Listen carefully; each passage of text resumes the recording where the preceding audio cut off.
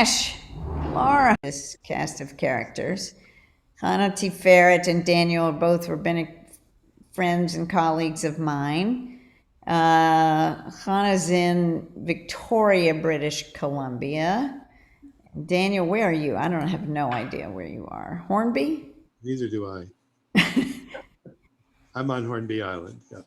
Which is in British Columbia too, right? Yep. Off the coast. Hannah T. Ferret, say hello. Hi, it's our honor and privilege to be here with you tonight. Thank you. Hannah's been here a couple of nights, so she's experienced this Shiva. And I just want to make sure you know this is the family you're looking at. I don't know who's showing up. YR is my son Yigdal. Ethan is in his own room. Ethan, are you there by yourself? No, I'm right next to my dad.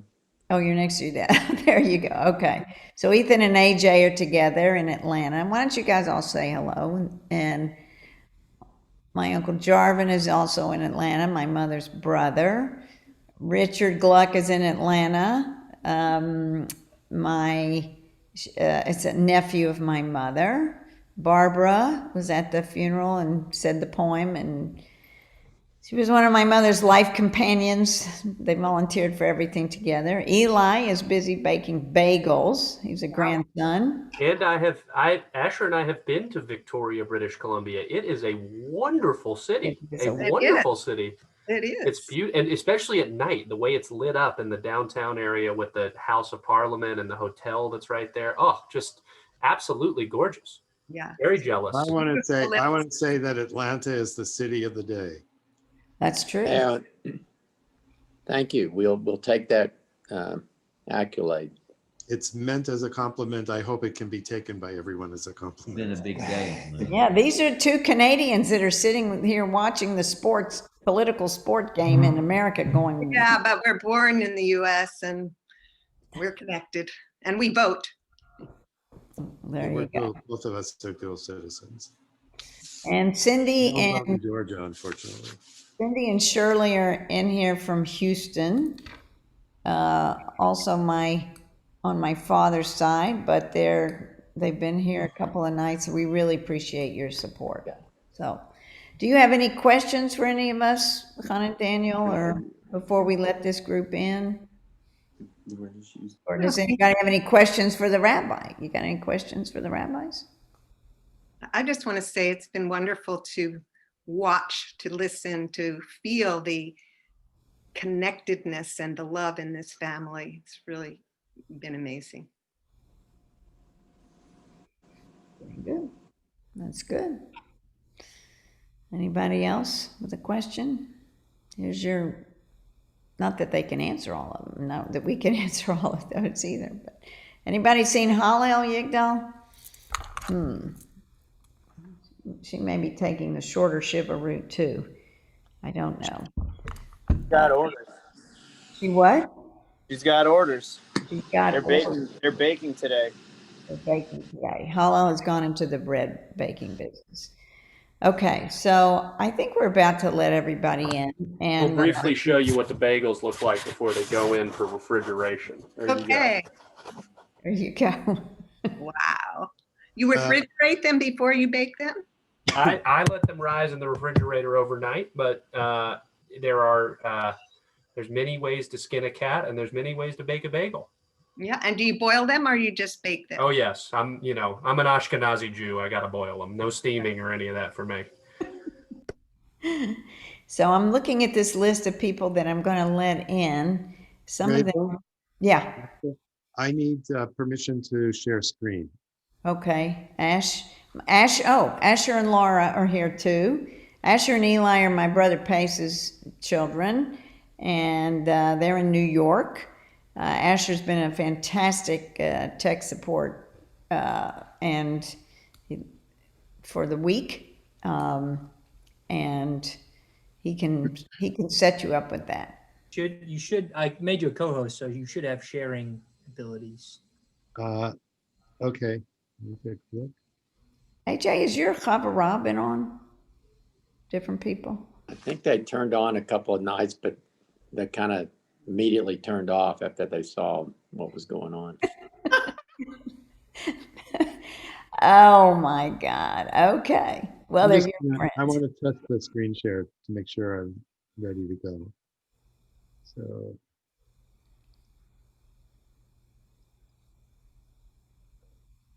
okay. Now you can see the first page of the Yeah, singular? we're good. Okay, great. Okay, Okay. yep. All right. Uh, Asher? Hannah, do you want to start with a song, or do you want me to just welcome everybody into the room? It's up to you. It's good to welcome. Okay. I will welcome. Ash, whenever you're ready.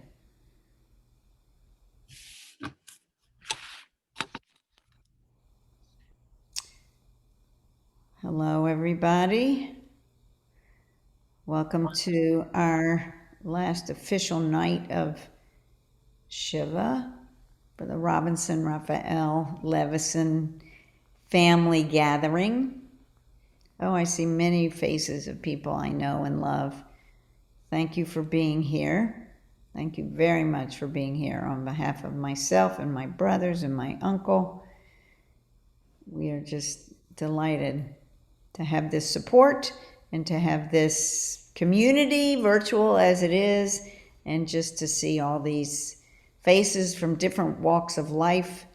People I've known for years, people I don't know at all, people, Marissa, you lost your father this week, so you've joined us to say Kaddish. I'm really moved. Thank you for being here.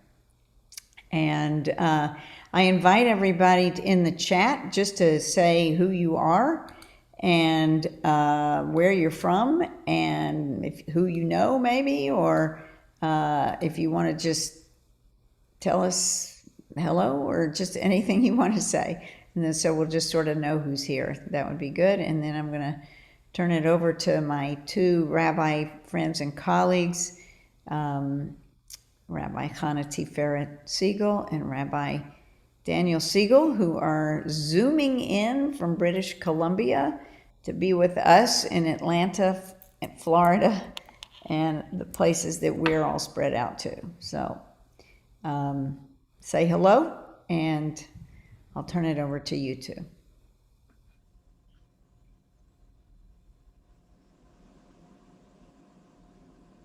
So even though we're in Canada, we're born in the USA and dual citizens and very much connected to what's going on today. So I just was feeling like I need to start with something that's unifying, that acknowledges what's going on so many levels in the country today. And I think you all know this. Oh, beautiful for spacious skies, for amber waves of grain, for purple mountain majesties above the fruited plain. America, America, God shine thy light on thee with brotherhood and sisterhood from sea to shining sea. May there be an end to the violence and a coming together of the true love of each other and the country. So we just want to introduce ourselves to those who haven't met us yet. I'm Chana Tiferet Siegel, and my partner, husband is Rabbi Daniel Siegel. We're actually in two locations. I'm in Victoria, British Columbia, and he's on Hornby Island, on a small island. And we feel really blessed to be here. We actually were in Knoxville in 1999. We were sponsored by the Robinson's Scholar in Residence Fund. And we stayed with Arnold and Mary Linda. and had a sense of the warmth of the people of Knoxville, and especially the Robinsons. And my parents, who lived in Roanoke, Virginia, came to join us. So I'm a Southern girl myself, and my accent is getting reactivated as I have attended the Shiva Minyanim. And I have a great appreciation for the closeness of Southern communities, Southern Jewish communities. So I wanted to start with Sarah's Niggin.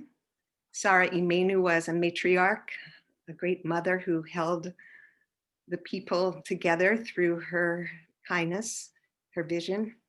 And certainly that's who Natalie Robinson was. And when I learned that she shared a birth date, a whole birth date with Queen Elizabeth II on April 21st, 1926, and I saw the photo of her last night wearing the tiara, I just felt the matriarch majesty of who she is. So this is Sarah's Niggin. Yai, dai, dai, dai, dai, dai. Yai, dai, dai, dai, dai, dai. Yai, dai, dai, dai, dai, dai. Yai, dai, dai, dai, dai. Yai, dai, dai, dai, dai, dai. Yai, dai, dai, dai, dai, dai. Yai, dai, dai. Yai, dai, dai, yai, dai, dai, dai, dai. Yai, dai, dai, dai. Yai, dai, dai, dai, dai, dai, dai. Yai, dai, dai, dai, dai, dai, dai. Yai, dai, dai, dai, dai, dai. Yai, dai, dai, dai. Yai, dai, dai, dai, dai, dai, dai. Yai, dai, dai, dai, dai, dai, dai. Yai, dai, dai, dai, dai, dai. The Mariv evening service begins with a prayer for compassion, compassion upon us, and the compassion that rises up inside of us. So this is a chant that takes variations on the word rachum. Vahu rachum, vahi rachuma. He's compassionate, she's compassionate. And va'ani merachem or merachemet al kulam, and I am compassionate upon everyone. And so in this moment of feelings, we want to draw up from the depths our feelings of compassion. Vahu rachum, vahi rachuma, vani merachemet al kulam. Vahu rachum, vahi rachuma, vani merachemet al kulam. Vahu rachum, vahi rachuma, va'ani merachemet al kulam.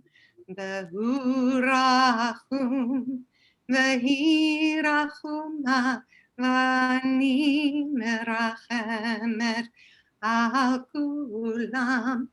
Vahu rachum, vahi rachuma, va'ani merachemet al kulam.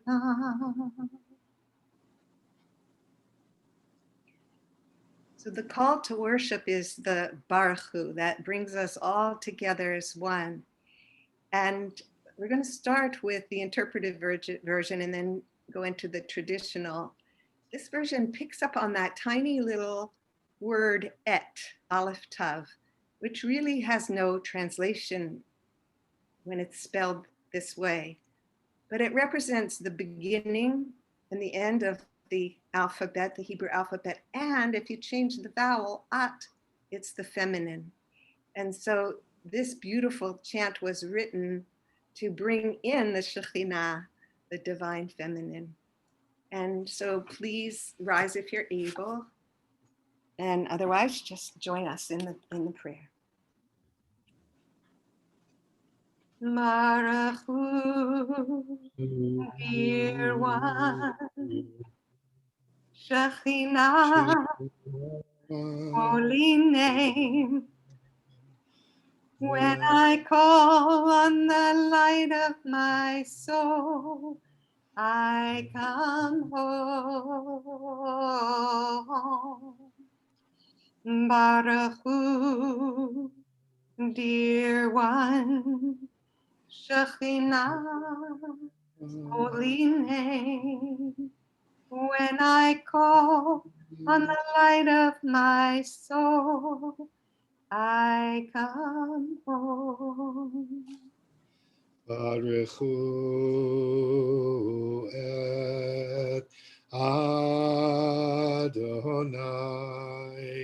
Amivorach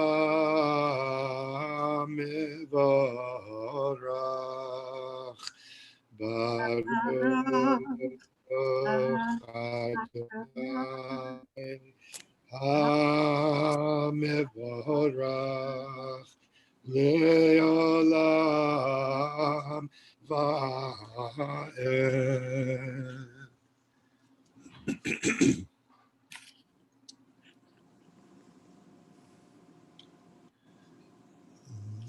Baruch atah Adonai Eloheinu ruach haolam asher bidvaro mariv aravim bechachma poteach she'arim ובתבונה משנה עתים, ומחליף את הזמנים, ומסדר את הכוכבים במשמרותיהם, ברקיע כרצונו, בורא יום ולילה, גולל אור מפני חושך, וחושך מפני אור, ומעביר יום ומביא לילה, ומבדיל בין יום ובין לילה, יד צבאות שמו. אל חי וקיים, תמיד ימלוך עלינו לעולם ועד, ברוך אתה יה המעריב הרבים.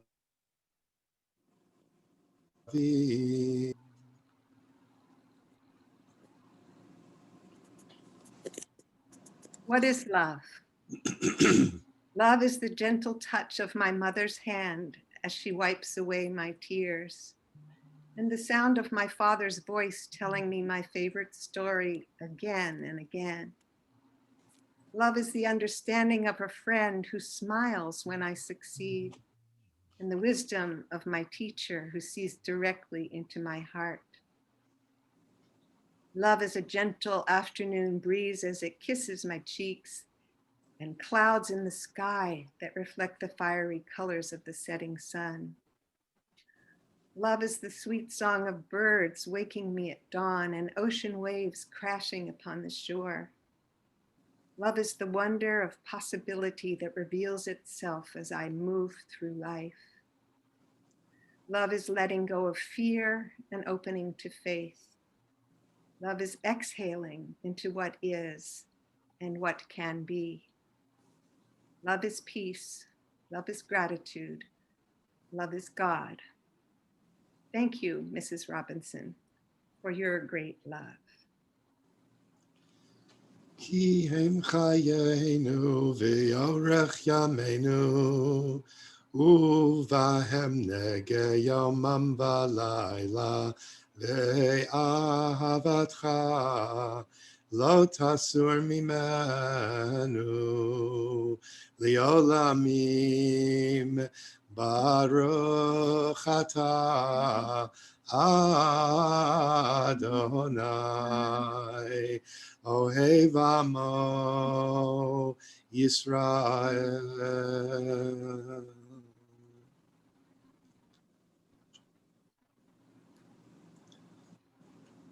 Shema Yisrael, Adonai Eloheinu, Adonai Echad.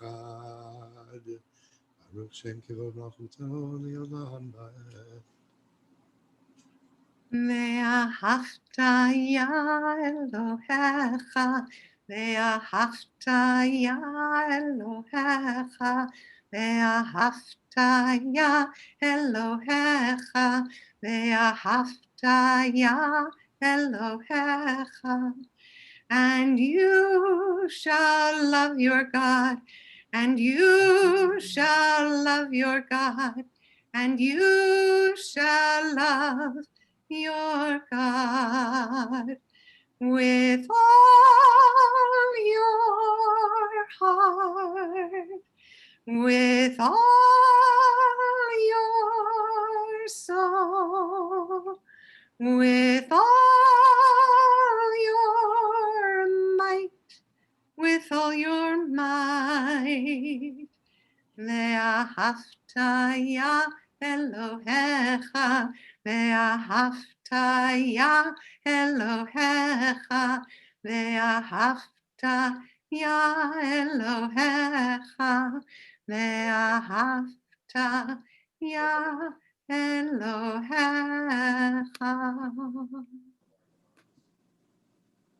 Stay on our country, not so easily washed away. The second paragraph of the Shema.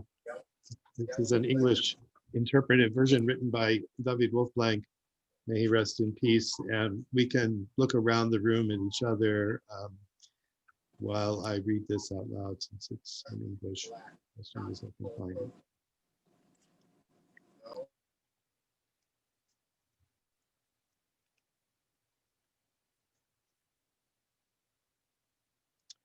And it will come to pass that when you deeply listen to the underlying patterns of the commandments with which I enjoin you here this day, namely, to love and accept your Creator, to dedicate yourself with heart and soul, then your joy will manifest in your physical surroundings as good seasons. You will be able to attain satisfaction of all your needs here in a joyful world. When you eat, you will feel satisfied. Watch yourselves, that you do not miss the point of connection to your God place and be left with rituals that are meaningless to you. Your own anger and disappointment will then echo against yourselves, causing you to lose alignment with your divine connection. This misalignment will reverberate throughout your lives, causing needless suffering and unhappiness. Return again to the depth of these words with heart and soul. Bind yourselves into them with every physical act and thought. Study and teach the truth to your children.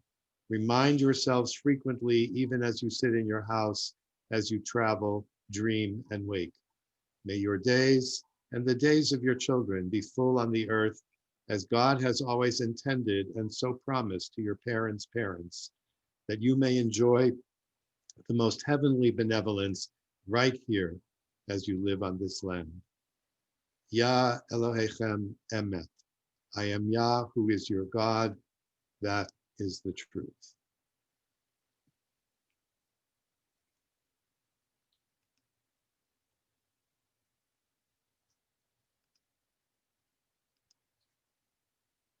So we open now to Micha Mocha, the wonder, as we make our way across the sea to the other side, walking in the light of love into the unknown. This is a call and response. So even though I can't hear you, I hope you'll respond.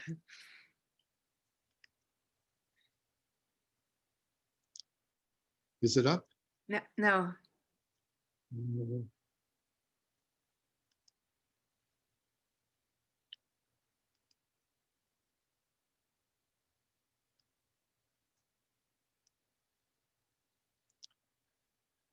It's okay. I'll just go ahead. Micha mocha Bailim Adonai, Mika Mocha, Nedar Bakodesh, Nora, Nora, Tehilot, Tehilot, Ose, Ose, Fele, Fele, Nora, Nora, Tehilot, Tehilot, Ose, Ose, Fele, Fele, Micha, Mocha, Bailim Adonai, Mika, Mocha, Nedar Bakodesh, Nora, Nora, Tehillah, Tehillah, Ose, Ose, Ose, Ella, Ella, Ele, Nora, Nora, Nara, Tehillah, Tehilot, Ose, Ose, Ella. Bella. We're showing now, yeah? The screen showing? Yes. Malchutcha ra'u vanecha bokei hayam lifnei Moshe, ze Eli anu v'yamru, Adonai yimloch li'olam va'ed, v'ne'amar ki fada Adonai et Yaakov, ugalo miyad chazak mimenu, Baruch atah Adonai, Gal Yisrael. Hashkivenu is a prayer for peace. And I like to think of it as being tucked in at night safely under our blankie. And it's a prayer for peace for all the world. A sukkah of peace should be spread over all of us, not just those of us who are privileged and have homes and enough to eat, but for everybody who's in need. It's around, so if on your side you want to be singing one part while I sing the other, please do.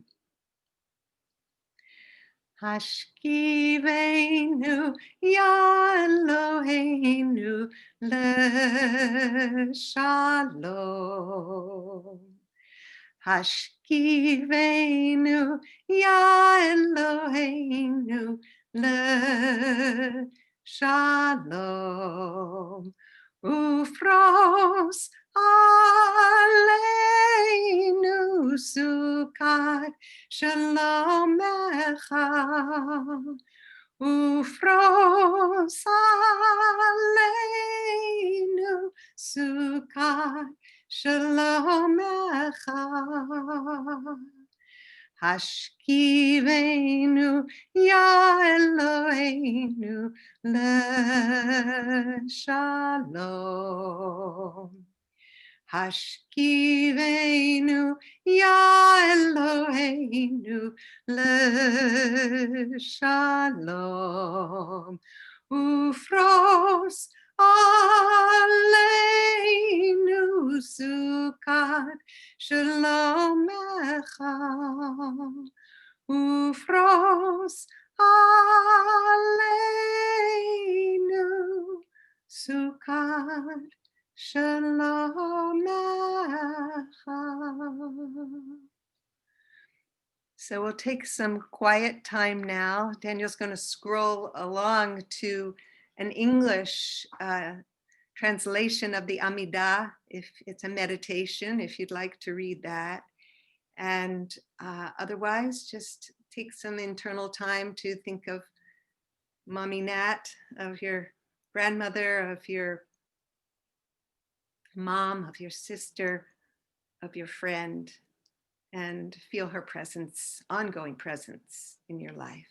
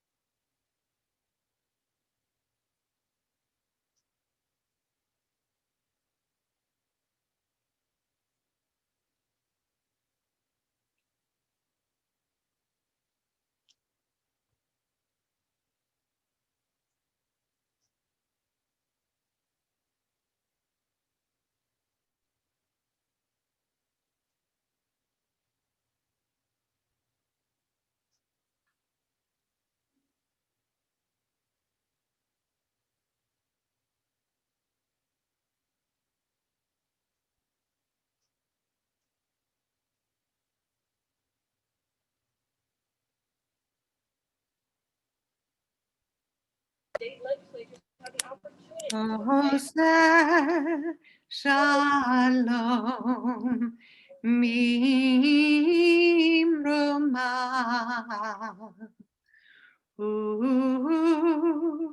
Yaseh Shalom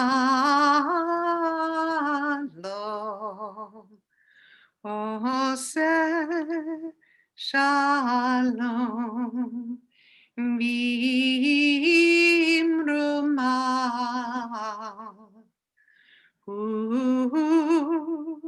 Yaseh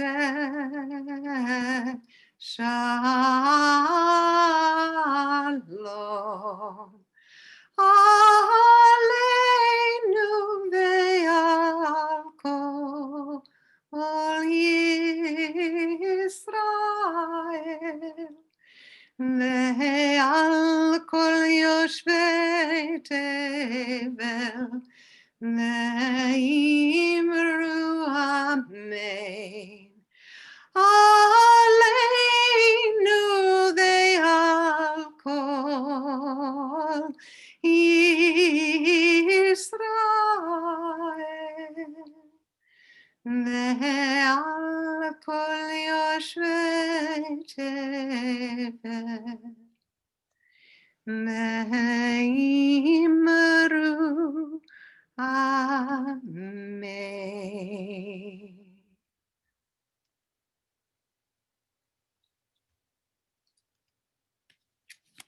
So we want to now hear from family members with memories before we say Kaddish.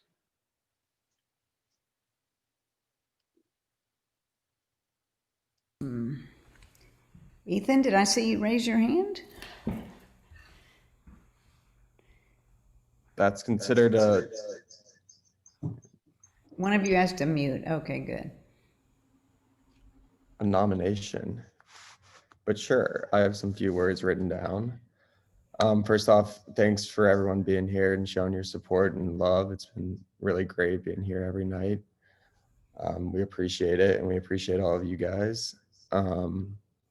So yesterday I was a poll watcher in the Georgia elections, and it was really cool to see our democracy at play and the system that was executing this whole election. And one of the coolest things I saw was all these poll workers had a lot of responsibility. And there were some elderly folks and disabled folks that would come through the poll to vote. And just the care and support and kindness that these poll workers showed the elderly and the disabled was just so admirable. And it was like awesome to see that these people were here on their own time and really took the effort to make sure that these elderly felt welcomed and felt comfortable in this environment. So that was just really cool to see. And I know Mommy Nat, one, would have been appreciative of the support that she was shown.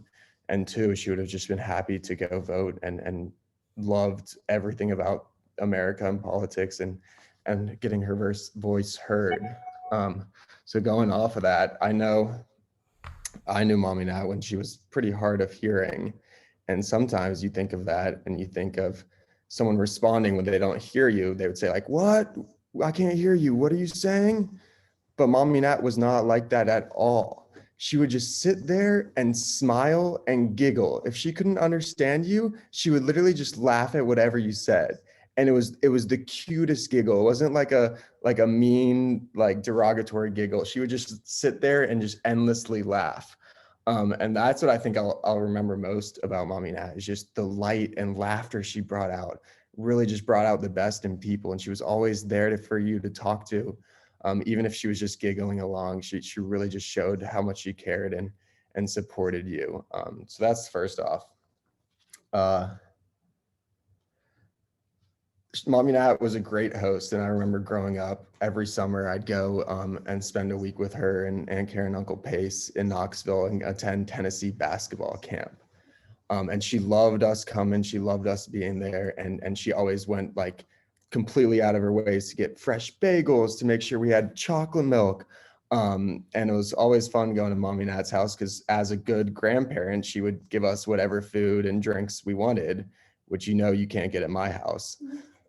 So that was always a fun time. And Karen and Pace also just took us wherever we wanted. But there was one time that my dad took me to drove me there and dropped me off, but he spent one night there. And it must have been the first time someone had slept in that house, upstairs in that house in a while, on the lake. And we sleep throughout the night. And I remember hearing something in the attic, whatever it was, above me. And we wake up, I'm like, Dad, there's got to be something above, like I'm hearing something. And he's like, no way, I heard it too. So we called the exterminator and they come out. Next thing we know, they're telling us there's a whole family of raccoons in the attic. And these weren't just like your like small raccoons, get one or two of them out of there. They took them out in cages, and these were massive raccoons. Mommy and I was easily feeding these raccoons for months and just had no idea they were in her attic. So honestly, the only thing she could say was just laugh about it. So that was a funny story. Oh, and going to these basketball camps and just being in Tennessee, and I'm surprised no one's talked about this yet, but Mommy Nat's driving. So I was in the phase where Mommy Nat would start driving with me, and then as she hit a bunch of curves and just did her thing, they gave away that privilege. But I remember every time I sat in that car, one, she had the cushions on the seat belts just to make sure you were comfortable. And two, she must have had 40 or 50 Bed Bath & Beyond 20% offs in the car. And it wasn't just one or two, she had 50. And I'm like, Mommy, how often do you go to Bed Bath & Beyond that you need all of these? And she's like, oh, you never know when you're going to need them. And it was like 40 or 50% off, but she hoarded the Bed Bath & Beyond discounts. And always sent leftovers, always cared that we were fed and well nourished, whether it was sending me off to camp or whatnot, going home. She always made sure we cleaned out her fridge, because that stuff had been there for years. Yeah. And Mommy Nat is definitely a trooper. No matter what, she didn't complain at anything in her last years. She didn't really like look down upon her situation. She was always smiling and kept trudging forward. And I remember whether it be going to the UT football games or going to tailgates, which I'm sure she didn't love doing. She just did because the family was there and that's what she wanted them to do. And going on the boat, especially, I know she didn't want to get her hair all wet and the wind to ruin it. But she was a trooper and went on the boat regardless. And another thing I remember is I was sitting at lunch with her and Razel, and I looked down and Mommy Nat has these, like, she always wore New Balance shoes, but she had like sparkles on them. And I get a closer look. Razel had bedazzled her New Balances. She'd put little sparkling like animations on each one of her shoes. I'm like, Mommy Nat, do you like this? Just giggled. So we'll never know if she actually liked those shoes. Yeah. And as a host, she always made her signature foods. And I especially remember the mini weenie cocktails with the honey mustard sweet sauce. That is just literally the best thing you can have. And not one or two, you would literally eat half the plate and it was just amazing. And I just remember hearing her stories from her travels and where she's been and what years she's been and she couldn't sit still. She always wanted to be going somewhere, trying something new, doing something new and meeting new people. And I remember and we took her on a family trip to Alaska and we had a cruise trip, and it was definitely in the elements, but we had come up on a huge glacier and everyone was outside. And Mommy Nat couldn't do with the wind. The wind was too much. It was knocking her hair off. She kept her hat, like held her hat on her head like this. And she had to go inside and miss the star spectacle because her hair was getting wind in it. And going off the election, Mommy Nat was the first real feminist I knew. I remember in 2008 and 2016, she really wanted Hillary to win. She really wanted to see a female president. And that's super admirable that she, regardless of her situation, the way she grew up, she was steadfast in her beliefs. as Eli said, always voted Democratic except for that one election. So she would have loved to see, let's hope in her blessing that America improves its situation for her sake. So Razel asked a couple nights ago, what piece of the puzzle, what piece of Mommy Nat's legacy are we going to continue? And just the way Mommy Nat interacted with people she knew, didn't know, and just the love and care and compassion she showed for other people. And it was just general curiosity. She asked you questions and like sat there contently, like waiting for like a good answer. And she just wanted to get to know people, get to know the world. So hopefully that's something me and the rest of my family can continue to live up to. And something I do remember is her and Bubba Faye had a really special connection. And I remember just at family functions or even going down to Florida and visiting them, the two of them could sit, drink, and talk for hours. So like you'd leave them at a bar mitzvah or at a wedding and they'd be sitting in the same seat, yelling to hear each other, just back and forth, and they wouldn't budge. Everyone come say hi, send their regards and move on. But Bubba Faye and Mommy Nat could talk for literally hours, and they really did care about each other. And that's really admirable for not even sisters, sister-in-laws, that they love and respected each other so much. And I just wanted to paint the picture because this was Mommy Nat's funeral was my first funeral that I've ever been to. And I thought about what it was going to be like. But on the actual day, it was one of the most special, magical, spiritual days I've ever seen. So we get to the graveyard, and it was super cloudy, super gloomy day, kind of rainy, kind of miserable. And they have a tent over where Mommy Nat's going to be buried. And as they're saying, Barbara gave her a beautiful poem, and the rabbi spoke, and Aunt Razel spoke, and then we start singing a song as they start lowering her into the ground. And at that exact time, the sun comes out and it starts pouring rain at the exact same moment.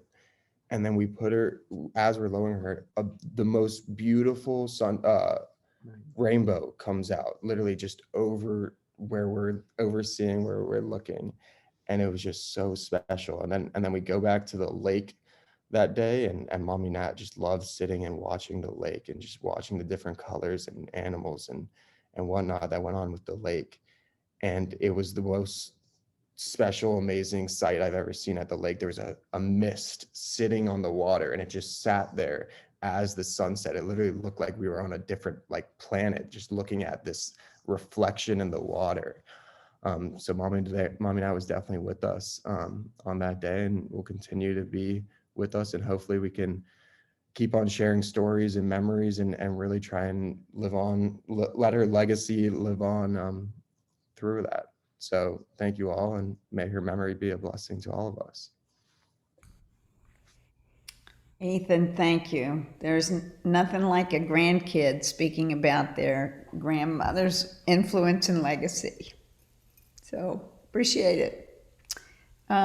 Simcha, did you want to say a few words? So earlier this week, people commented on Mommy Nat's clothing and how sort of color-coded and very intentional she was in what she wore. I just want to say that her color coding applies 100% to how she keeps her kitchen in terms of kashrut. We're here in Florida, and earlier in the week we were in Knoxville, and we keep a kosher house and have two different sets of dishes, but it's not as well color coded as not just a little piece of tape, but to the point of buying all of her knives and her utensils in one color. It's red for milchik, and knives and utensils in another color. It's black for fleishik. So it's not only that, because that's very intentional, but Reza, you also spoke about how as a child you would go to your maternal grandmother's house for bacon and eggs on Sunday. So we know that your mother didn't grow up with this awareness of kashrut. and it was really more your father's influence. But she owned it. She took it on, and your parents became the kosher place for anybody coming into town. And so I just being in this house and having to figure out, did I put that drawer, did I put that in the right place, and that, because I remember once I did something that she got annoyed with me because we didn't even have the same standards of kashrut. But I just want to acknowledge the both the integrity of her commitment, but also the aesthetic and the style of how she set up her households.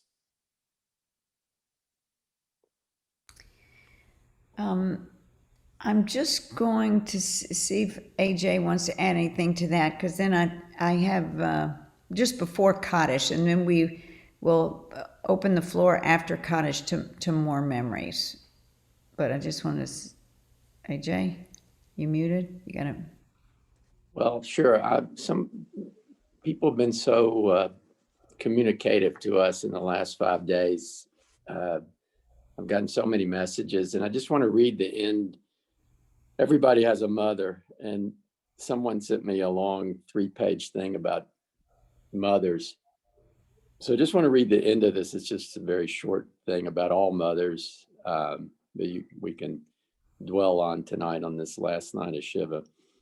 So your mother is always with you. She's the whisper of the leaves as you walk down the street. She's the smell of certain foods you remember, flowers that you admire, and perfume that she wore. She's the cool hand on your forehead when you're not feeling well. She's your breath in the air on a cold winter's day. She is the sound of the rain that lulls you to sleep and the colors of a rainbow. Your mother lives inside your laughter, and she's crystallized in every teardrop. A mother shows every emotion: happiness, sadness, fear, love, sometimes a little anger, excitement, joy, sorrow, and all the while hoping and praying you will only know the good feelings and the things in life. She's the place you came from, your first home, and she's the map you follow every step you take. She's your first friend, maybe in my sister's case, the first enemy, but nothing on earth can separate you, not time, not space, not even her passing.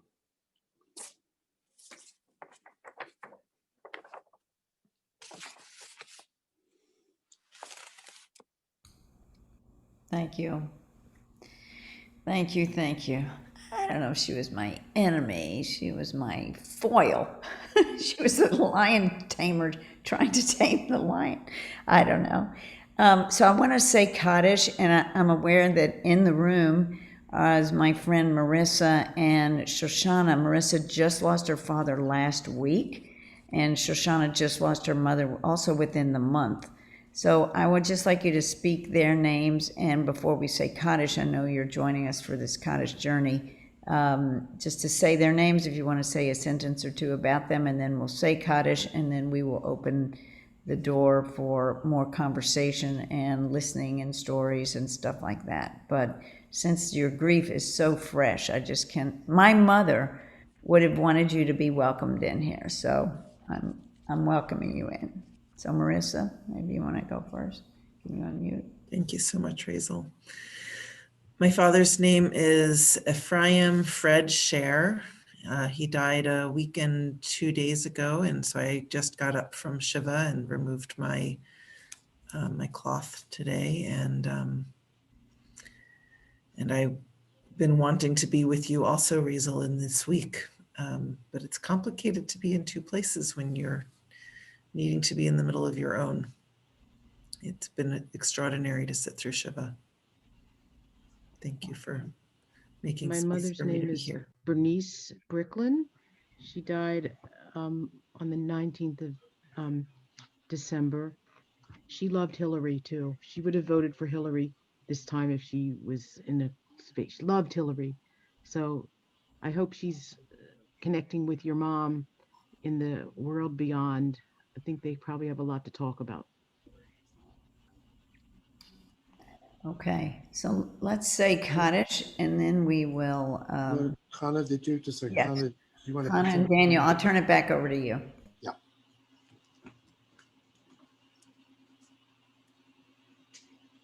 So we'll say Kaddish, and then I have a closing song.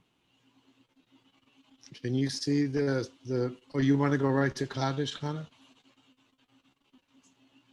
Yeah.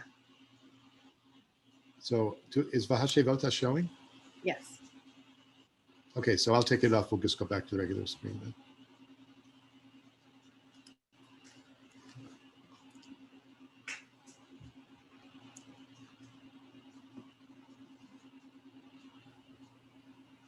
You want to lead it, Daniel? Oh, lead the Kaddish. Is it okay if I don't put it up, or would people like it up to see? Is there anybody? I can't see everybody at once, but if I'd there's say one, put it up. put it up. Okay, boss. Here we go. I can. Yeah, there it is. Okay. Got it? Yitkadal v'yitkadash shemei. Well, why don't you lead the Kaddish, Marisol, not me? Or anybody in the family. Yitgadal v'yitkadash shemei Rabbah. Amen. Yama divrach yibutei v'yamlich malchutei. V'chayechon u'yomechon v'chayei d'chol Beit Yisrael. V'agala v'zman kari v'imru. Amen. Amen. Yehei shmei Rabbah mevarach le'olam amei Yitvarach v'yishtabach v'yitvar v'yitromam v'yitnaseh. V'yitadar v'yitalev v'yitalal shmei d'kudsha brechu. La'elam min kol birchata v'shirata, toshbechata v'nechamata, damiram v'yoma v'imru. Amen. Amen. Ay, Yehei shlomo rabba min shemaya v'chayim aleinu v'al kol Yisrael v'imru. Amen. Amen. Oseh shalom b'mramav, hu ya'aseh shalom aleinu v'al kol Yisrael v'al kol yoshvei tevel v'imru. Amen. Amen. So I would like to close with a song I put in the chat. Hopefully you can scroll it down. We can't get it to move. Oh, there it is. And this is based, if you look at a tombstone, you'll see these letters, Tav Nun Sadi Bet He. And it stands for Tehi Nishmata Tzrura B'Tzura Chaim. May her soul be bound up in the bonds of eternal life. So this is based on that.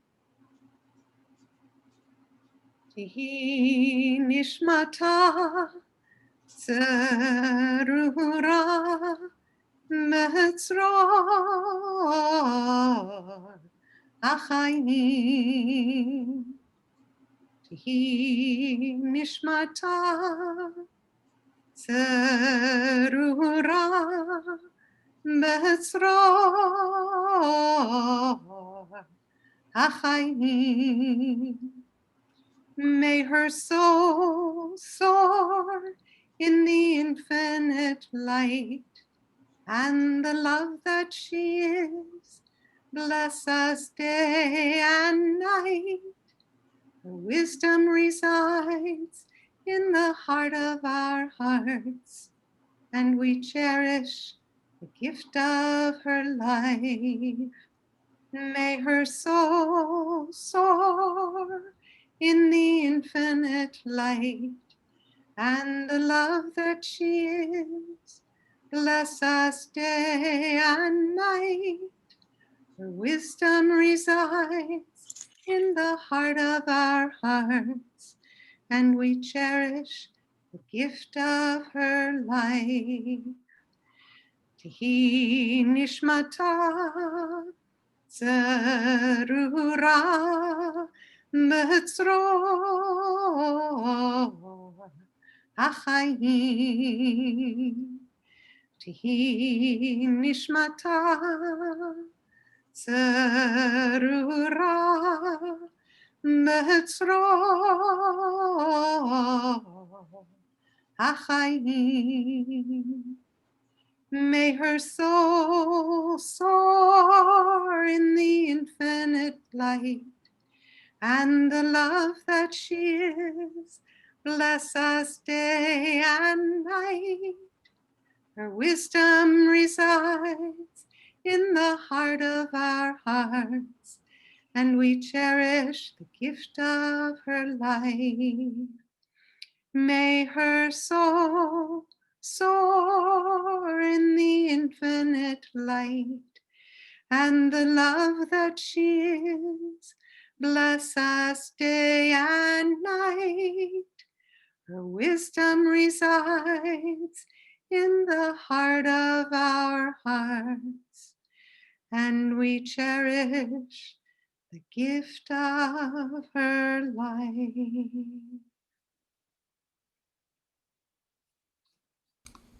Thank you, Hana Tiferet. Thank you, Daniel.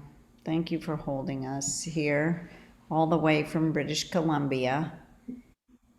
To just know that, you know, my mother's sparks of light are connected around the globe. Thank you so much. I know you worked on this service, and communication between your two locations isn't easy. So I just appreciate it. Thank you for being here. Asher, are you here? And are you ready to show a little bit of the slideshow? Is Asher still here? I'm here. All right. Oh, you're behind the A. Yes, I'm here. Okay, somebody's got One this. second.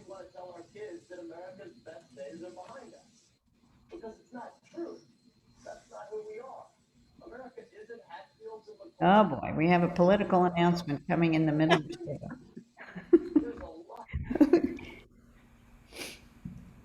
No. Again, thanks all of you for being here. I know most of you from different walks of my life, former congregants and family members and Knoxville community members and singing partners and all kind of people are here. I just really appreciate it on behalf of my brothers. And all right, Ash, did you turn off the politics and put it on the Mommy Nat video? Yeah, I'm here. Hang on. Okay, tech issues. I got to thank Asher. Asher's been holding space all week with the tech support, Zoom mutes, slideshow. He's really stepped up. Appreciate it, Asher. Can you guys see it? Yep.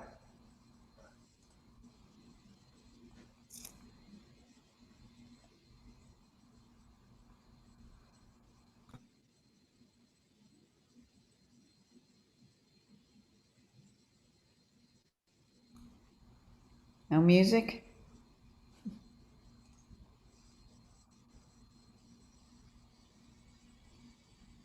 It's not coming through music. No. I can sing it.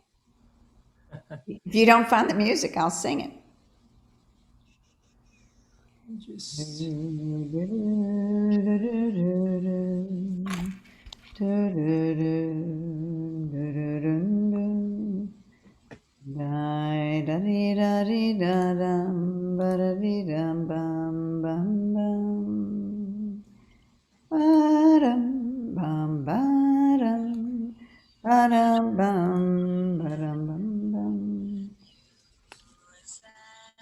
it coming through now or no? Yeah.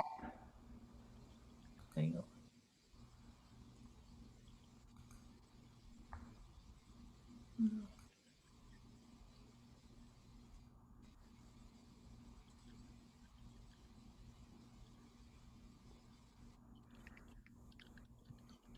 Ash, if you get the slideshow to play, okay, let's see.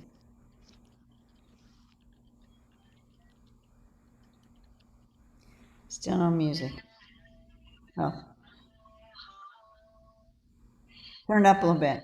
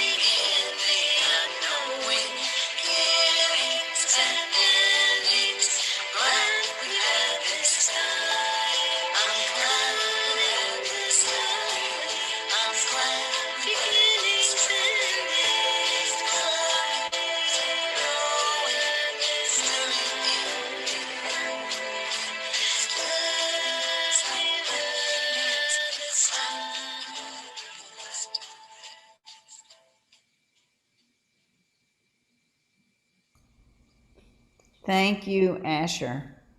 You did a heroic job putting that together. And now I just want to invite some stories, some memories. If anybody has something they want to share that we haven't heard. Yeah, thank you all again for being here. Thank you, Daniel and Hannah. Anybody who needs to leave, feel free to leave. I'm just going to hang out here for a little while and listen in case somebody has a piece of my mother's puzzle. I realize Uncle Jarvin, are you still here? Is he still on? Did we lose Jarvin? Yeah, I guess we did. I actually wanted to ask him. He's probably the only person I can ask now about my mother's wedding. Like, tell me about it, you know? So I might have to call him down the road.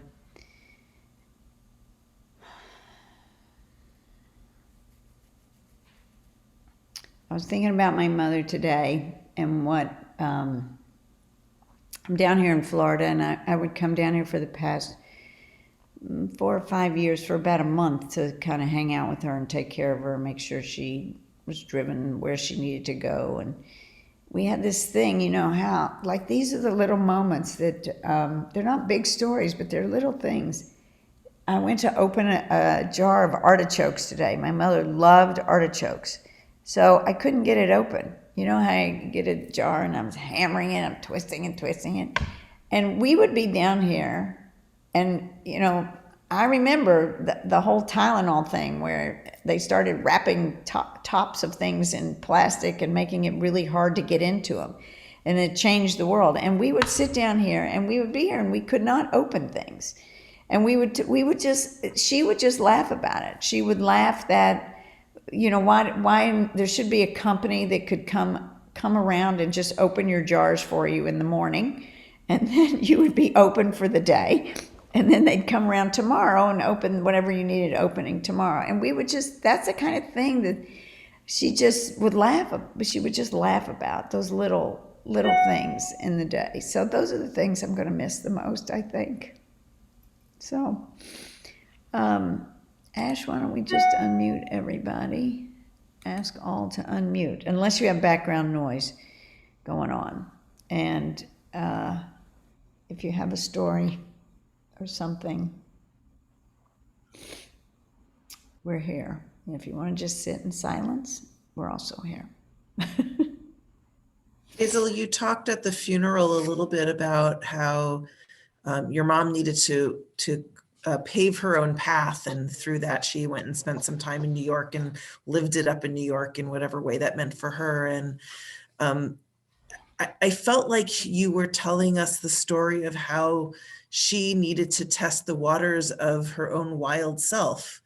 And so it's so funny to me to then hear that she spent so many years trying to tame her wild daughter, only to then realize how embraced you were by your friends in your No, wildness. no one would ever call my It mother seemed to me wild, like, but independent, I would say, independent. She lived without my father for 20 years and was insistent on staying home. She had an independent streak. Hey, Jay, you want to comment on that? Yeah, and I don't think wild is the right. Let's just say she was experiential. She liked to do things. She just liked to go places, see things, like to talk to people. Wild would be more my sister's description, I think. Randy? Randy? Yes, who's saying that? Cindy? Mother wants to say something. Yes, Shirley. This is Aunt Shirley, my Randy, father's first cousin. Yes. tell you and everybody involved what a treasure it has been reviewing the past with you, and that I have enjoyed it tremendously. I just adore seeing the next generation coming along, and I know it's going to be spectacular. So again, thank you for the past. The present, it's been a little rough, but what has been has been. And we look forward to sharing good times with each and every one of you. And just a wonderful, safe, healthy life to you and yours. And again, thank you so much. Shirley, I'm going to ask you a question because maybe you were there. Were you at my parents' wedding? You know, Cindy asked me that.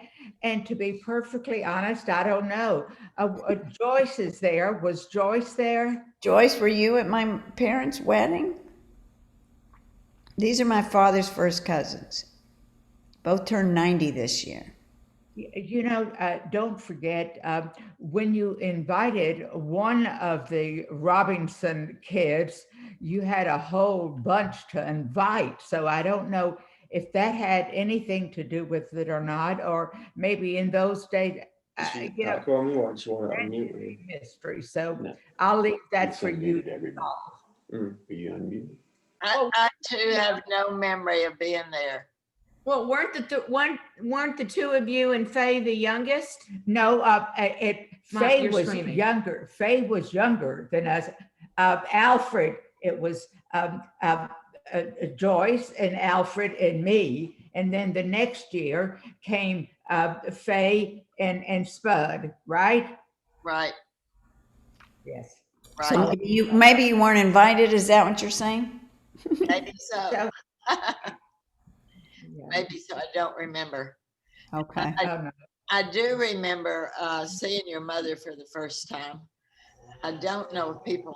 What did you just say, Joyce? I said, I do remember seeing Natalie for the first time, and it was at Sterling House.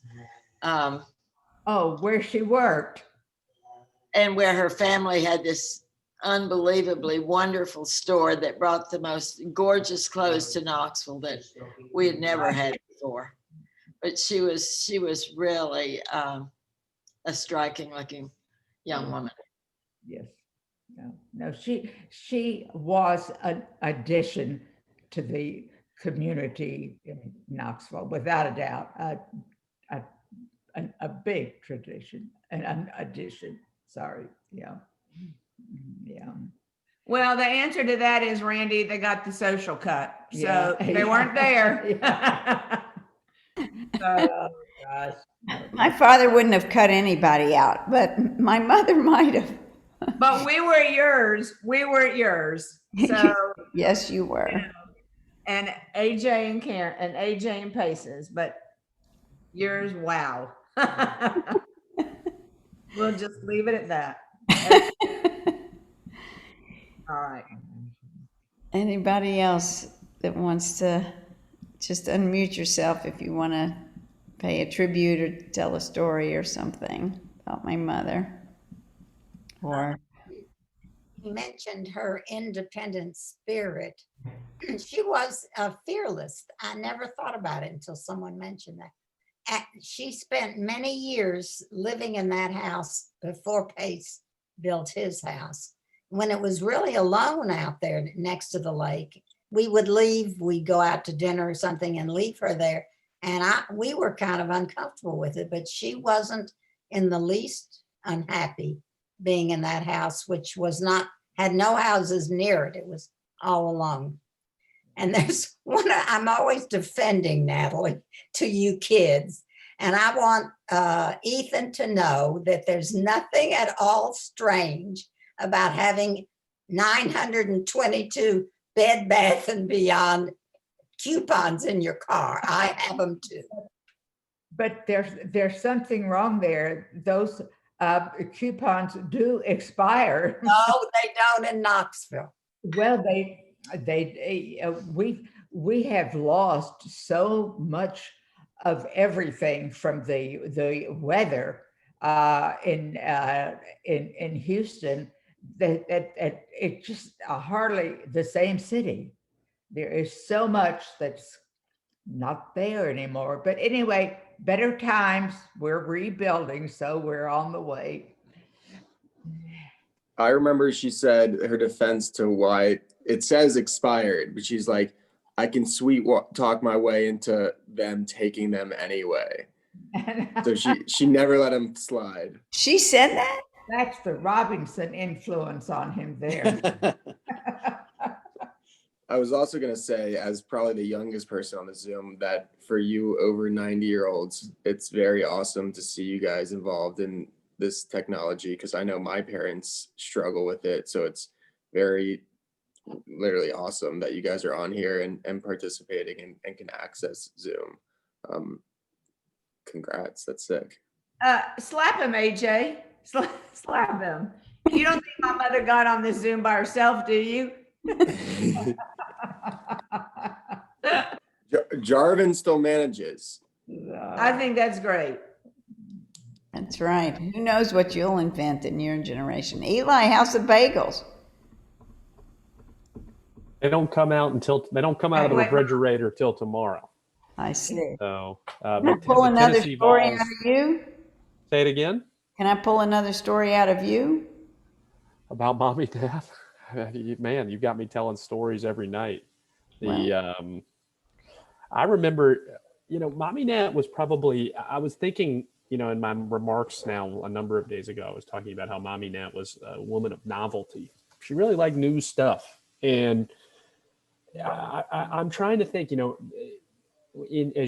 I'm 33, so I don't know what percentage of the total things I have to learn in the world I've already learned, but there's certain people in your life that when you look back on it are like the people who introduced you to a lot of stuff. Your parents are an obvious ones, but then you have like certain friends who are like those people who introduce you to things. Gladwell called them oftentimes the mavens, like they're early adopters of these things. And I was just thinking back, Mommy Nat was one of those people for me. She was just one of those women who was always had, if I didn't understand something, she would want to explain it to me or introduce it to me. And there's just a few, different things that just stick out in my mind. I love the one I mentioned. I remember she was the first person to explain to me the concept of a political action committee, because she had an Emily's List solicitation letter on her table. And I said, what's Emily's List? And it's funny because she actually did a very poor job explaining to me what Emily's List was, but she knew that it was something that advocated. And she was talking about, I remember her telling me specifically, there's these places you can give money and ultimately they do a good job supporting the people, the candidates and the people that need it. And it was funny because it's like, at some point, I don't know what age this was, but at some point you live your life and you don't know what a political action committee is. And then afterwards you do. And now I remember that moment of her explaining it to me. I explained last night, she introduced me to the concept of sodium. I didn't know what sodium was. And Mommy Nat was the first person to be like, you can't eat too much soda. And once again, Zadie's diet, by the time we came around, she was feeding us. Zadie's diet dominated everything that she would serve us. Everything was low carb, low fat, low sodium, whatever it may be. But I remember just these things we would go to. For those of you, I don't know if there's any other than Joyce. I don't know if there's any, and I see Conrad's on here, any Heskamuna people and Barbara. But our seats, quote unquote, at Heskamuna were on the front left. And we don't have assigned seats at our shul, but you would not know that if you had visited our shul a number of times. It is practically assigned seating at Heskamuna. And there was many things about what was unique about where our seats were, but far and away, what has always struck me as where we sat at the shul was we were right next to all the memorial boards. We're right next to where all the light up boards for all of the people who had passed away that were members of the shul. And Mommy Nat used to be a tour guide for me around those boards.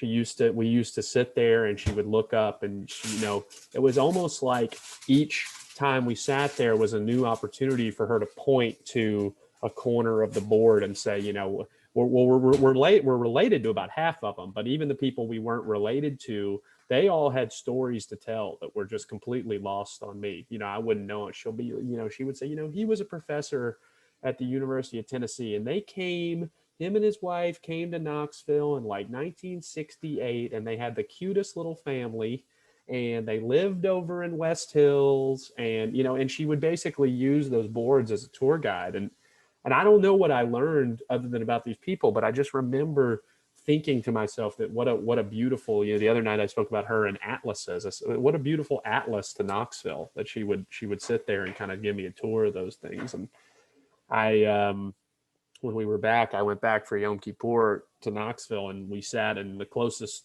COVID assigned seating that they had there. And I was just looking at those boards and I was thinking about her. Do those have a name? There's got to be like a Hebrew name or something. Boards probably sounds a little too southern. Yortzeit plaques. Yortzeit plaques. To remind you, the little lights light up when it's somebody's Yortzeit, the week of the Yortzeit. So And Barbara, I hear you on here. I remember when she would tour the Winnocks. We would, Rabbi, she would explain them, and I always, once again, for those of you who didn't meet her, Mommy Nat had I like to try to do imitations, but I can't imitate her voice, but she had such a unique voice.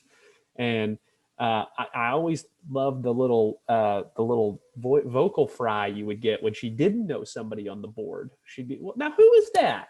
Like as if I was going to be able to answer for her who, this person was. But those were some, this is probably the fullest Shiva I've ever done as an adult. And so it's been nice to, have a few days thinking about her. That's all I got for you. That's fine. Right now I'm going to tell two quick stories and I'm going to ring off since I know you're going to go on to like 11, 12 o'clock. I know you have to go to bed early. Exactly. So this is for those who knew my father and my mother's relationship. I can't recall what age we were, but my mother wasn't the greatest driver at any age. And one time we came home, and I know Joyce and Barbara will remember this. I can't see everybody else, but we lived up on a high driveway that was sloped, and then it had this abyss, a wall, and then you fell off the wall. We got out of the car, we got to the top of the steps, and there's this massive bang. I mean, like something blew up. And Mom just said, well, what could that be? What possible? And I ran to the front yard, in the car that we had just been in, she had left the brake off. It must have been in neutral. And the car was dangling over the side of the wall, ready to fall over. And it was like one of those things. We were just in that car. How is that possible that it did that? We were little kids. We go run down, and Mom looks at it and says, I don't know how this happened. And then she looked at Randy, I don't know if it's you or Pace, looked at me and says, whatever you do, do not tell your father. So somehow he was out of town on like a trip or something. And she managed, this is how resourceful she was. She managed somehow to get somebody to, the car was literally going to fall over in off a cliff into the street. If you know where the house, if you knew the house, you would know that. And she somehow was able to get the car off there with, you know, with a tow truck or something, I can't even remember, and fix the wall before he got home. You know, like 4 days. And to this day, I don't think anybody, I never told him. And it was one of those secrets between mothers and kids. So that was one story that, you know, again, she just forgot to put, you know, you had to put the car in the park, and she just didn't do it. Anyway, the second story, and this may occur with your parents. My mother always liked to write her own checks, particularly after my dad passed away. And she always wanted to send, you know, like $18 to somebody, you know, she couldn't cut, even when she first came down here to Atlanta, she was still getting requests for money at, you know, at age 92. And I'd go visit, and she would have, okay, this is March of Dimes. And I can't recall exactly, but she had gotten 2 requests, one from her, and then one was a post office had sent it to her, but it was somebody else's name at the same address. So she had 2 requests. So this was she says, I need to talk to you about something really important. And I said, what's that? I was, well, I got these 2 pieces of mail. One is for me, and one is from somebody else. What do I, you know, I want to make a donation, but which one should I use? And I said, Mom, you're 92 years old. You don't have to make donations anymore. People are donating money to you these days. I said, but she said, no, we got to do it. And I said, well, what should we do? And I said, well, throw that one away. It's not addressed to you. She said, that's not right. You know, that person who got that donation they should have given a donation. So we got in this big argument about, should we write 1 donation? She wanted to write for 2 because that person was never going to get that piece of mail. So this went on for a few minutes, and finally I just gave up, kind of like the food story I gave the other day. I said, okay, Mom, we're going to write 2 donations. Then what ensued was how much. It was another 30 minutes about how much. But anyway, in the end, it all got worked out. But she was so concerned that that the person that she'd got the wrong mail from was not going to have the opportunity to give a donation. And that's the kind of person she was. So she wanted to write that second donation to make sure that whoever it was, I can't even remember who it was going to get their money.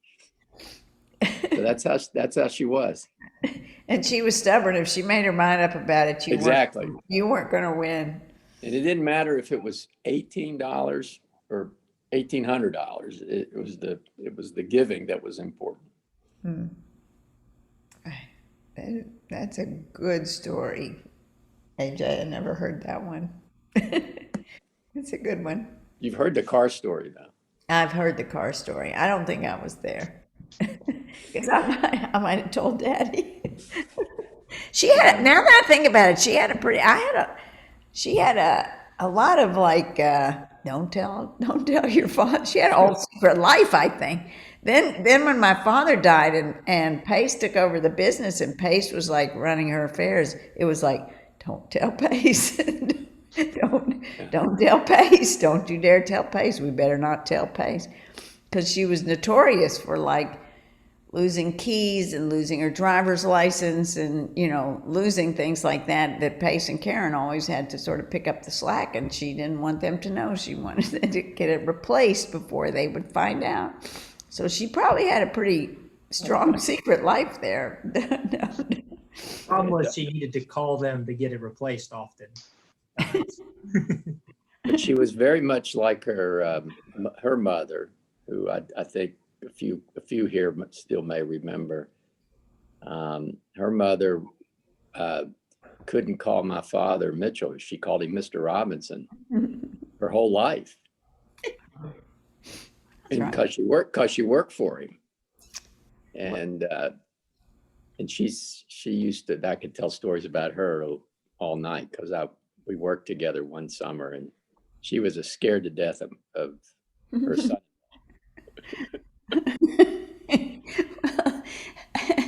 Well, no, I don't know. There was a certain level of respect. It was kind of like Mom and Karen, because Mom had a certain respect and fear of Karen too, where they lived next door to each other, and I'd call Mom at about 5 o'clock. What are you doing for dinner? Well, I'm just sitting here having a glass of wine. I'm waiting to see if I'm going to be invited next door.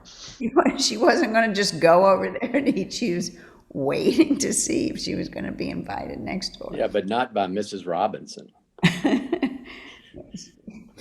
Yeah. Anybody Right. else? Richard, you over there? Given your mother, I want to talk. I'll tell this story. Richard's mother, Faye, was my father's sister. And when my parents got married, they moved in with my father's mother and father, who lived in one bedroom. And then my father and mother were in the middle bedroom. And then Faye was in the last room. So you had to walk through my parents' room to get to his parents' bedroom, and you had to walk through to get to the other room. So it just drove my mother crazy. She did not want to live in there and live like that. So they moved out soon afterwards. But your mother, Richard, when I came along, they put me in that room with your mother. And so your mother and my mother really were, from the beginning, like thrown together, and they really were like sisters. I was with Lori, that's your sister, a few weeks ago, and she had both, I don't know, maybe last year, we had both of them together, Faye and my mother. My mother has had dementia. She can't hear anything. Faye also can't hear anything, yet the two of them have their own language and could manage to communicate, even though no one else could understand them, and they couldn't hear each other. So anyway, Richard, I'll let you in here. You know, well, I like I said last night, it's been a joyful but sad week. But one of the saddest has just been my mother not being able to kind of participate in, seeing everybody this week and hearing all these stories and being able to process all that is really one of the casualties of this pandemic, without a doubt, because she would have enjoyed, seeing everybody. It's been great, even for me, to see all the family see all these people there at my kids' bar mitzvahs, our wedding, all that kind of stuff. And it's just really been a wonderful opportunity to see everybody from the Bernsteins and the Sayas and the Kaplans and just the Difflers. It's been great, just kind of reconnecting. The Bailoffs. I mean, I've had a bunch of people that were on this call hit my LinkedIn page this week, which is, kind of funny. David Bailoff hit my LinkedIn page. All these people are hitting my LinkedIn page. But like I said, my mother, you said Nat and Faye were joined at the hip for many reasons, and spent, the better part of their lives together. And luckily my mother doesn't, she's got a little onset of dementia, so doesn't really get what's kind of going on.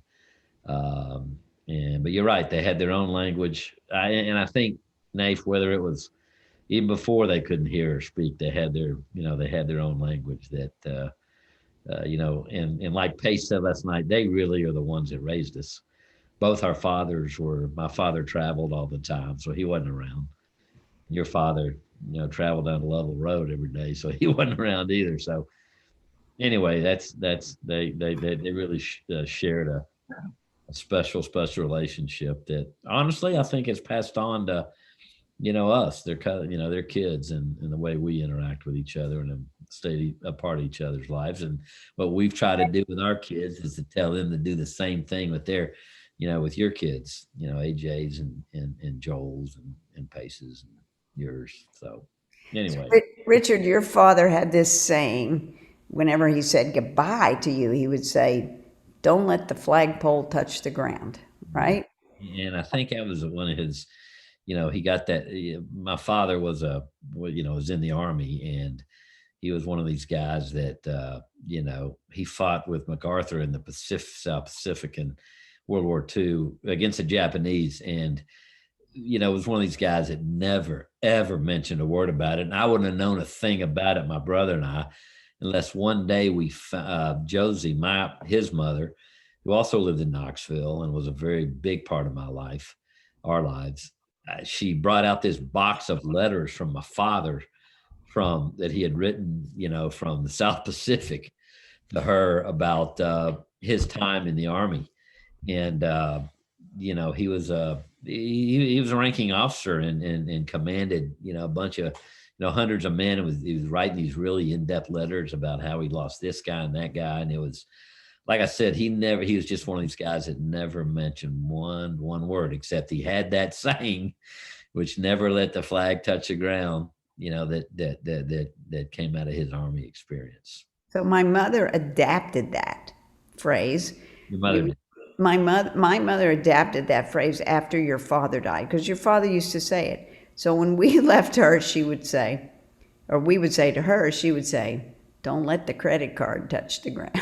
Because usually when we were seeing her, she was taking us out to dinner, shopping us up or something, she'd say, "Don't let the credit card touch the ground."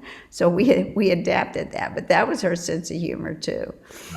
Right. That was her sense of humor too. Good times. Did your brother make a showing here tonight or no?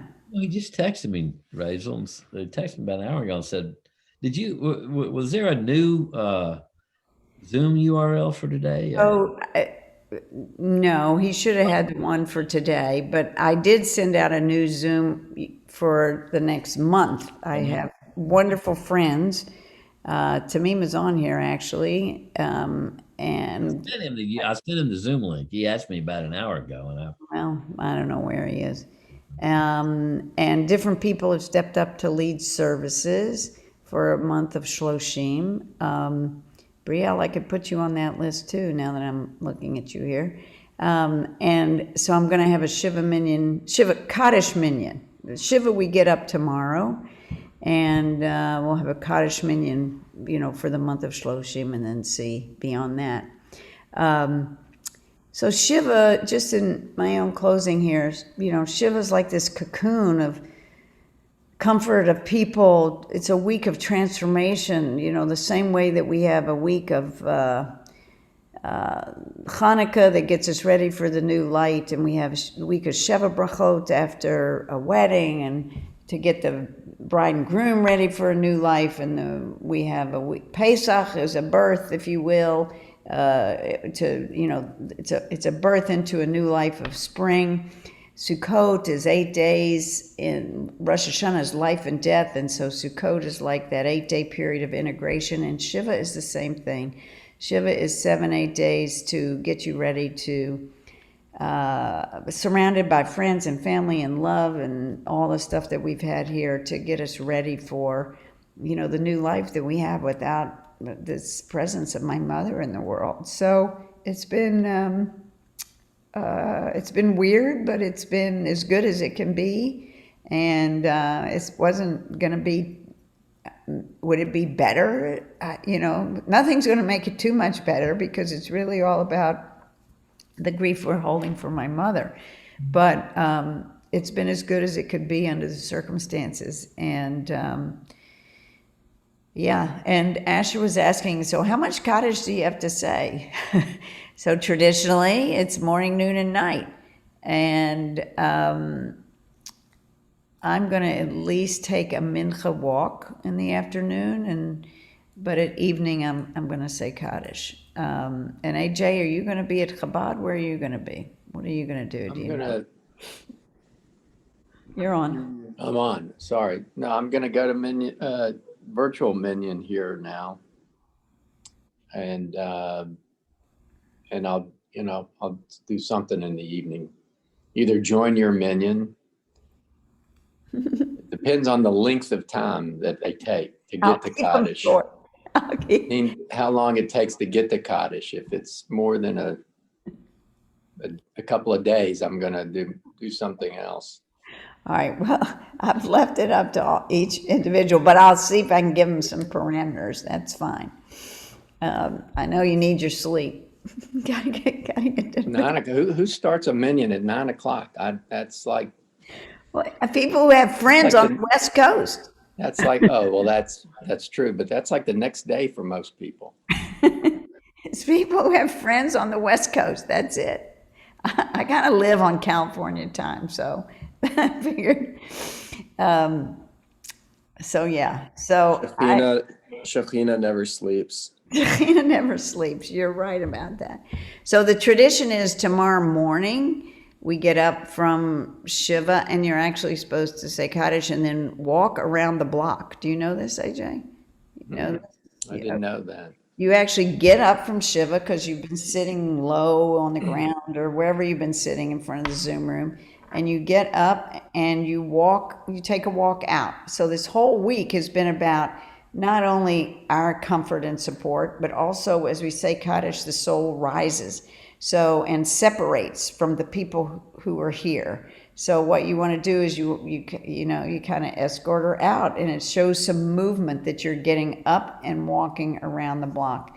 And so that's what you do to walk the soul out. You know, to indicate that the week of Shiva is over. May not be safe here in Atlanta after today's election. We may have to all stay indoors for a few days. Oh my God. We'll see. We'll see. That's true. Well, I don't think you have to worry. In Atlanta, maybe in rural Georgia. I don't think, is there anybody still, Richard's still on here from Atlanta. We would never have, I'm getting way off of ending of Shiva, but in Atlanta, you would never have like these kind of crazy guys from outside come inside of the city because there's too many black folks here. They're not gonna do that. It's in cities. We were never worried. We always have black folks who are protesting something, better treatment, this, that, but we would never have those folks come into Atlanta. Although they sometimes march around the Capitol, but in small doses. We're pretty safe here, is what I'm saying. Well, I'm going to say good night. Don't come to Knoxville ever without getting together with me. Will you call? All right. It's a deal. Thank you. My little boy's calling from California. See, my little one, not Mark. Benji. All right, Randy. All right. Good night, guys. Lila Tove, everybody. Thank you so much for being here. Yeah. And Joyce, I'll tell you, we're asking, all the new things that people expose you to. I remember going to your house and eating artichokes for the first time. So, Eli was talking about the new things, that you learn at different people's houses. That's what I remember as a teenager, like, Mom, what are these?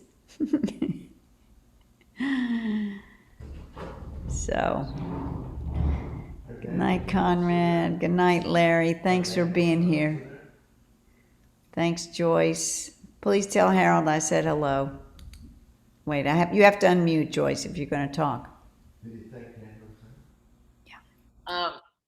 This has been so incredible for me. Thank you so much. It's been such a mixture of feelings, honestly. I don't think I've slept very well. I've had so many memories. So today I spent some time looking. Harold took so many pictures of the lake and the kids out there for so many, and I just spent some time trying to find them, but I found everything but the pictures I wanted to look for. So one of these days, but we'll stay in touch with you, Randy. Maybe you and we're real interested anyway in talking about death. Unlike most families, we like to talk about that. It's a deal. I mean, Simcha and I should just tell you this, Joyce. I think I told it the first night of the Shiva, that Simcha and I stayed to, the mitzvah is to bury the dead. And Simcha and I actually stayed at the cemetery to make sure that the grave was filled in. And while I was there, I walked all through, because it took a while. It took at least an hour, a little more maybe, I don't know. I took a walk around the cemetery and just told everybody I knew. I know a lot of people there. I told everybody I knew that Mom was there and that they should welcome her. And I walked around to the Levisons, the Copelands. I walked around to your mother. I walked around to all the Robinsons. I walked around. It felt like it was part of the process. So anyway, she's in the right place. They tucked her in well. So I did not realize that your mother liked to go out to the cemetery so much until Eli told that story. I would, every time I come to town, we'd go.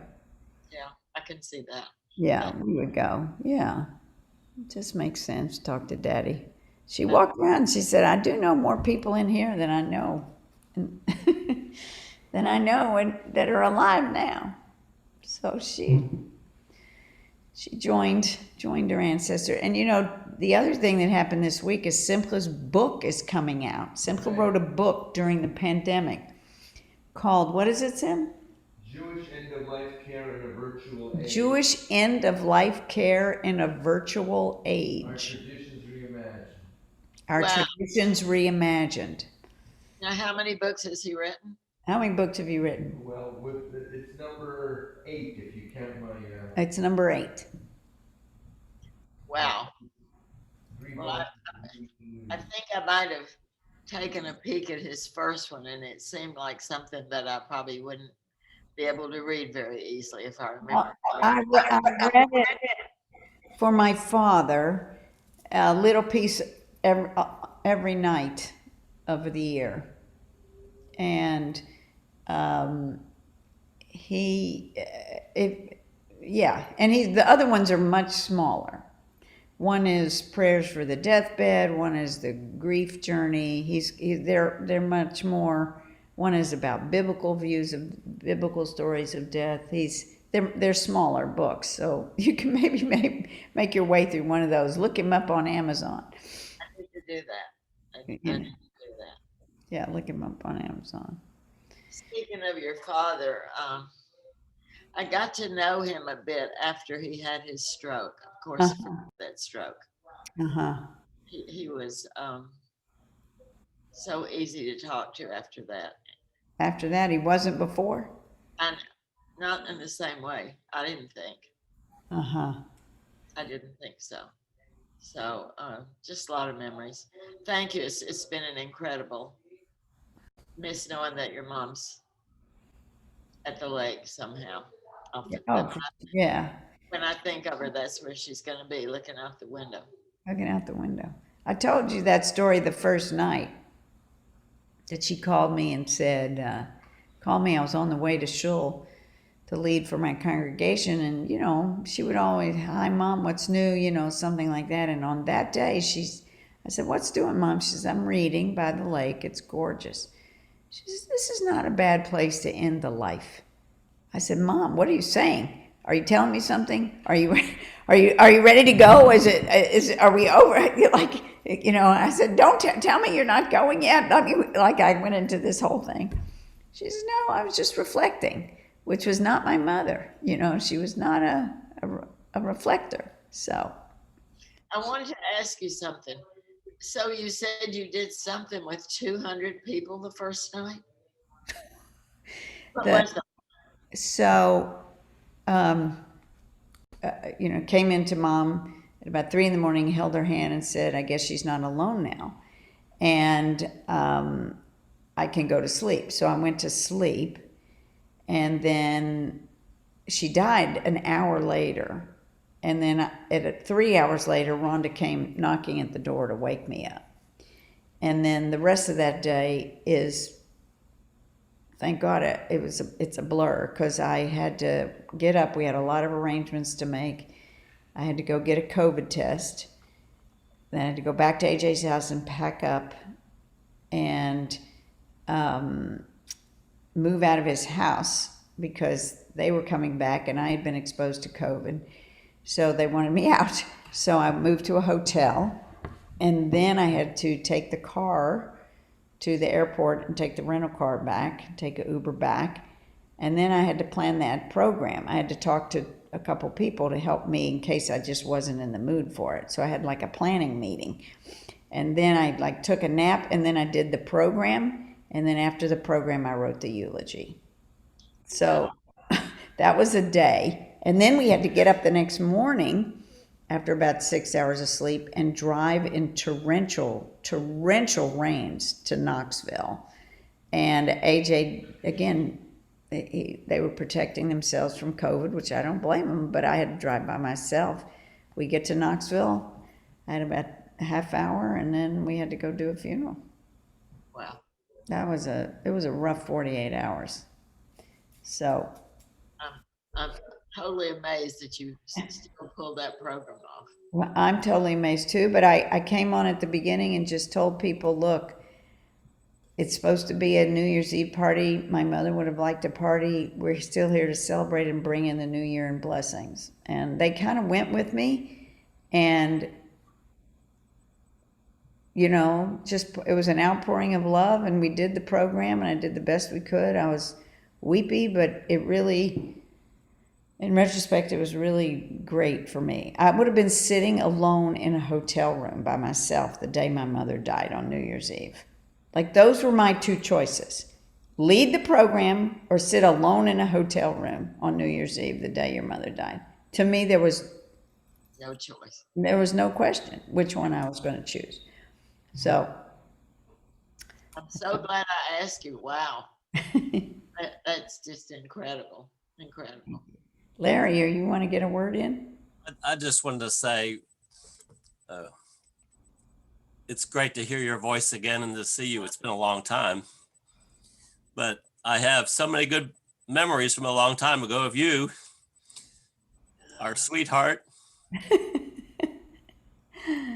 Randall Fain. I still remember BBYO conventions with you up on the stage. Coming. And I just hope that through all you've been through that you get some rest, treat yourself well. Thank you. Hang on to the good memories. God knows you got a million of them to sort out, but get some rest. You know, I went through all this 3 years ago, and you know, you're running on total adrenaline, and you've done an incredible job of keeping going, but it's gonna hit you, and that adrenaline stops, and you're gonna you just got to get some rest. Remember to eat and drink a little bit every now and then, and just Pat Summitt's famous saying, I don't know if you ever heard it, was left foot, right foot, breathe, repeat. Somebody said to me, sleep, eat, walk, sleep. Sleep, eat, walk, it's close, but you know, sometimes that's about all we can do is just keep moving, breathing, and then just keep going, and one day at a time. And that's all you can do. But I wish you strength and peace. Thank you. And you've been incredible, and just being able to watch you and listen to all this has just been really remarkable. And like I said, I wish you all well, and I hope, I'm sure we'll see you in Knoxville probably for an unveiling, if not sooner, but true. Hope to see you again in better and happier times. Thank you, Larry. Thanks for being so supportive. Appreciate it. It goes back a long time, you know. you know a lot of people in this world, but you don't know a whole lot much longer than the people from Knoxville when you were a kid. That's true. So we know you the best. Thank you. Good luck to you, babe. Thank you. And to all, a good night.